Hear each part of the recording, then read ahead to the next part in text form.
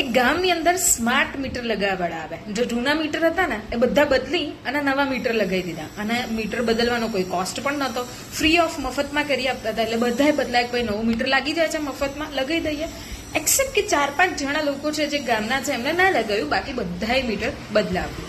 થોડાક ટાઈમ પછી 2-1 મહિના ગયા અને પછી લાઇટ બિલ આવ્યું એટલે થોડાક યુનિટ વધારે આવ્યા. એટલે બધાએ મંથલી યુનિટ ચેક કરાયા કે ભાઈ મંથ વાઇઝ કેટલું ભર્યું છે, કયા મંથમાં.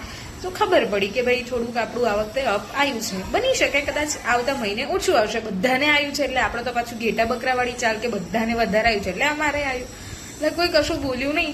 જે 1-2 ને ચેક કરાવવા હતા કરાયા, બાકી બધું ચાલ્યું ગયું. થોડોક ટાઈમ થયો ને પછી બિલવાળાએ નવી સિસ્ટમ કીધી કે હવે તમારું લાઇટ બિલ સ્માર્ટ મીટરનું છે ને ફોનમાં આવશે. યુનિટ પણ તમારા ફોનમાં જોવાના. એટલું નહીં પણ તમારે એડવાન્સ રિચાર્જ કરાવવું પડશે, પછી તમે બિલ વાપરી શકશો. અને આ તમારી સિસ્ટમ જે ચાલશે લાઇટવાળી એ એડવાન્સ રિચાર્જ થ્રુ ચાલશે.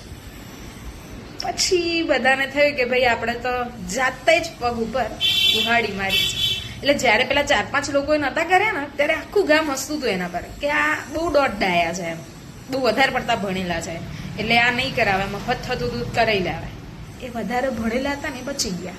બાકી આ બધાને હવે એડવાન્સ કરાવવું પડે છે, બધાને અઘરું પડે છે. એટલે ઘણીવાર કેવું થાય કે તમે કંઈક કરતા હોય ને 10-12 લોકો તમારા પર હસતા હોય તો હસવા દેવા નહીં. કારણ કે એમની બુદ્ધિ જ્યાં સુધી પહોંચે છે ને એનાથી આગળનું તમે વિચારેલું છે, મતલબ તમે લાંબા સમય સુધીનું વિચારેલું છે. એટલે ઘણીવાર લાંબુ વિચારવા વાળા પર 10 લોકો હસશે તો હસવા દેવાના. સમય આવશે ને ત્યારે ખબર પડશે કે કોને કેટલું વિચાર્યું હતું અને કેટલું થયું. तो ये था हर रोज का एक किस्सा बाय यामिनी में. आज का किस्सा मिलते हैं अगले वीडियो में. तब तक के लिए stay tune, stay connected with me.